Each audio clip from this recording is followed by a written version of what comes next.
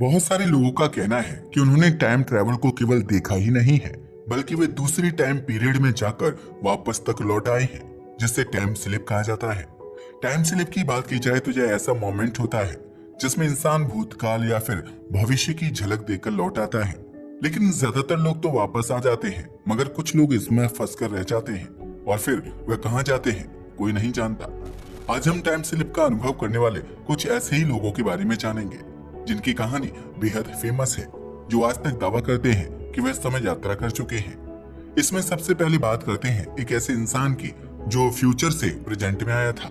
सुनने में ये कहानी बेहद हैरानी वाली लग सकती है, मगर आप इमेजिन करके देखो, अगर कोई इंसान आपसे कहे कि वह फ्यूचर से आया है, जिसके पास फ्यूचर से जुड़ी बहुत सारी बातें हैं, जो हर एक सवाल का जवाब दे रहा होता है कि आने वाला भविष्य कैसा है, तो आपको कैसा लगेगा?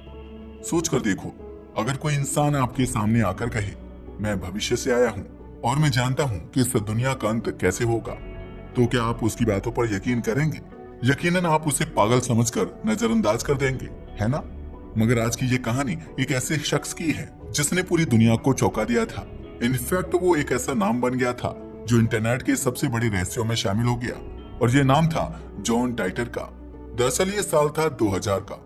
इंटरनेट की दुनिया अभी भी उतनी विकसित नहीं थी, लेकिन उसी दौर में अमेरिका के एक फोरम पर एक अजनबी यूजर आया जिसका नाम था टाइम ट्रैवल _0।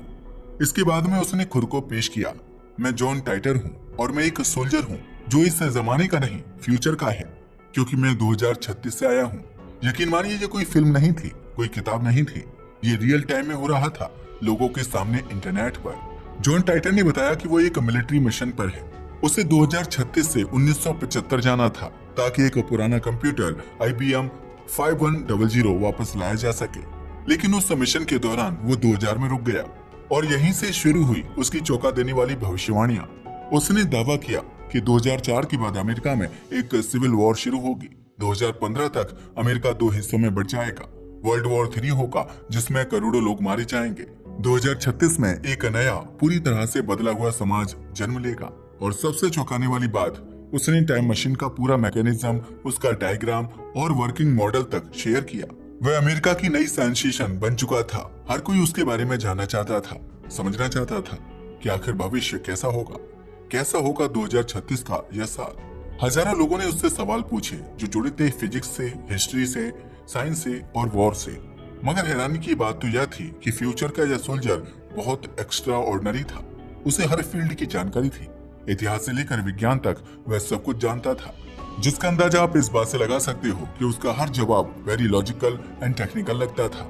ऐसा लगता था जैसे वो सच में एक ऐसा आदमी है जिसने वो सब कुछ देखा है जो हमें अभी पता भी नहीं है। इनफैक्ट एक टाइम तो ऐसा आ गया था जब अमेरिका ही नहीं बल्कि पूरी दुनिया उस पर यकीन करने लगी थी। सबको लगने लगा था कि शायद सच में यह फ्यूचर से आया है और उसने भविष्य की दुनिया को देखा है।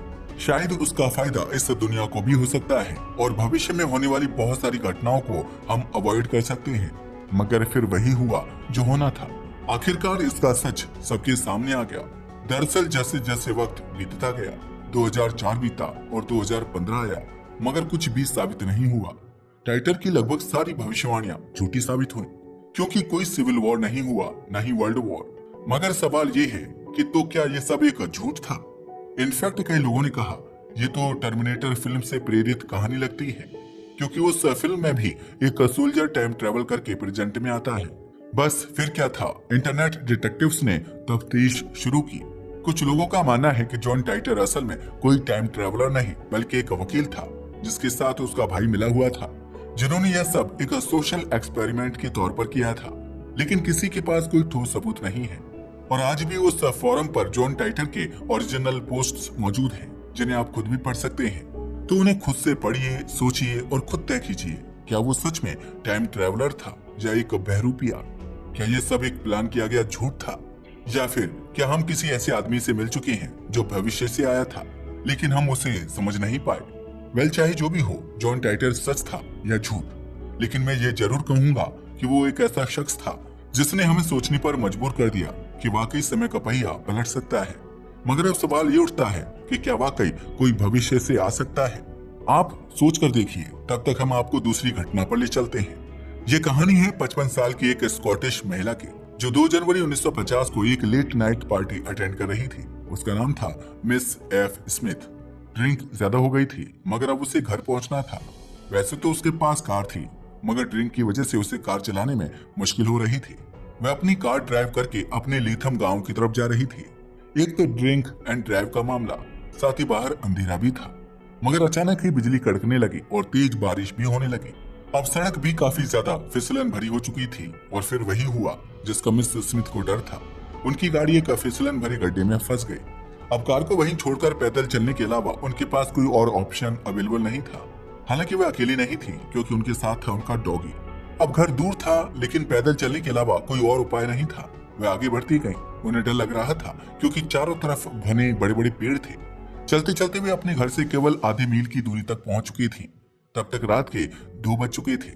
मगर तभी उन्होंने देखा कि बहुत सारे लोग हाथ में मशाल लिए खड़े हैं। लेकिन उसके बाद में मिस स्मिथ ने जो देखा वह तो और भी ज्यादा रूह कपा देने वाला था, क्योंकि उनके पास से ही हाथ में मशाल लिए लोग कुछ दूरी पर बहुत सारी लाशों के बीच खड़े थे। वे लाशों को पैरों से पलट पलट कर उनकी जांच कर रहे थे, जैसे देखना चाह रहे हों कि कोई जिंदा भी है या नहीं। यह सब देखकर मिस स्मिथ का कुत्ता भौंकने लगा, जो रुकी नहीं रुक रहा था। लेकिन मिस स्मिथ जानती थी कि अगर कुत्ता भौंकेगा तो उसके साथ साथ उनकी जान भी जा सकती है। इसलिए उन्होंने कुत्ते का मुंह पकड़ लिया और भागकर किसी तरह अपने घर पहुंच गए। उन्हें समझ नहीं आ रहा था कि क्या करें, लेकिन उनके पास चुप रहने के अलावा कोई ऑप्शन नहीं था। चुपचाप जाकर अपने बिस्तर पर लेट गईं और सोचने लगी। धीरे धीरे सुबह हो गई। जब सुबह उठी तो उनके मन में बहुत सारे सवाल चल रहे थे।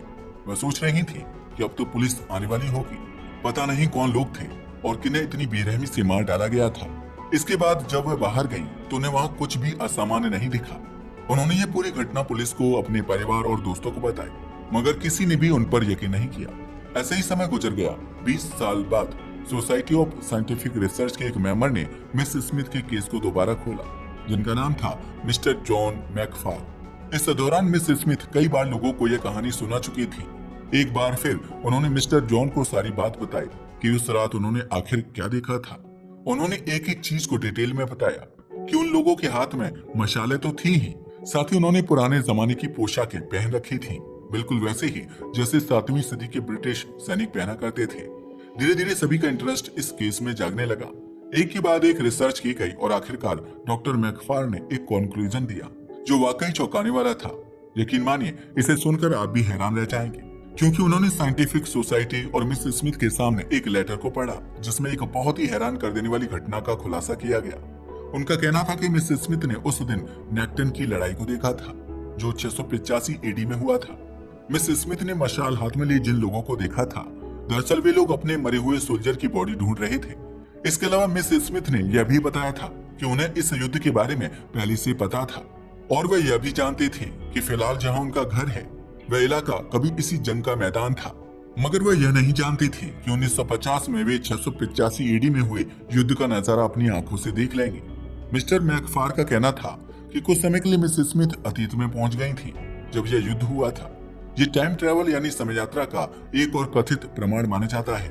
हालांकि बहुत से लोग इस पर यकीन नहीं करते और इसे मिस स्मिथ का इल्यूजन यानी कि भ्रम मानते हैं। कुछ लोगों का कहना है कि उन्होंने इस युद्ध के बारे में पहले से पढ़ रखा था और उन्हें यह भी पता था कि यह उनके घर के आसपास हुआ था। शायद इसलिए उन्होंने अपने मन में ये कहानी बना ली थी। मगर सवाल ये है, अगर ऐसा ही था तो फिर उनके अलावा उनके कुत्ते को वह सब क्यों दिखाई दे रहा था? खैर, एक पेचीदा सवाल है कि टाइम ट्रेवल वाकई होता भी है या नहीं। आपको क्या लगता है? यह हम आप पर छोड़ते हैं। टाइम ट्रेवल की यह कहानी सच्ची है या नहीं? हमें अपनी राय कमेंट करके जरूर बताइएगा।